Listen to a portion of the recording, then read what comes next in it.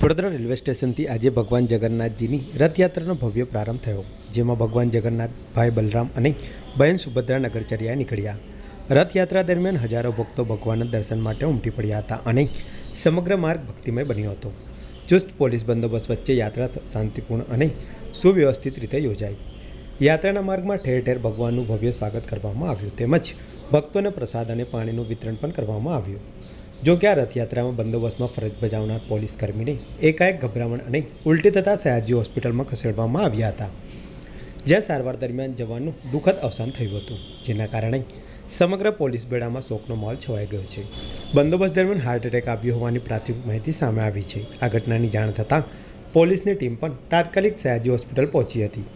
મૃતક પોલીસ જવાનનું નામ નરેશ અરજીભાઈ રાઠવા હતું, જેઓ મૂળ છોટાઉદેપુર જિલ્લાના કવાંટના રહેવાસી હતા. તેઓ વડોદરાના પ્રતાપનગર હેડક્વાર્ટર ખાતે રહેતા હતા અને અણી પોલીસ મથકમાં છેલ્લા 2 વર્ષથી ફરજ બજાવતા હતા.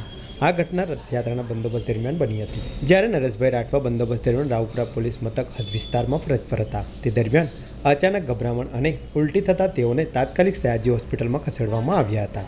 જોકે સારવાર દરમિયાન તેમનું મોત નીપજ્યું હતું. પ્રાથમિક માહિતી અનુસાર તેમને હાર્ટ એટેક આવ્યો હોવાનું માનવામાં આવ્યું છે, જેના કારણે આ દુઃખદ ઘટના બની છે.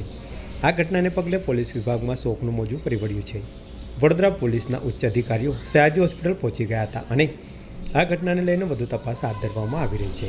આ ઘટનાએ પોલીસ બેડામાં ખાલીપો ઊભો કર્યો છે અને નરેશ રાઠવાના પરિવારજનો તેમજ સાથીદારોમાં શોકની લાગણી વ્યાપી ગઈ છે.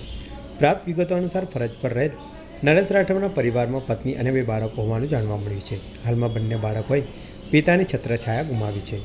તેઓના મૃતદેહને સયાજી હોસ્પિટલના પોસ્ટમોર્ટમ વિભાગ ખાતે ખસેડવામાં આવ્યો છે અને હાલમાં તેઓનું પોસ્ટમોર્ટમ ચાલી રહ્યું છે. બાદમાં તેઓના મૃતદેહને પરિવારને સોંપવામાં આવશે.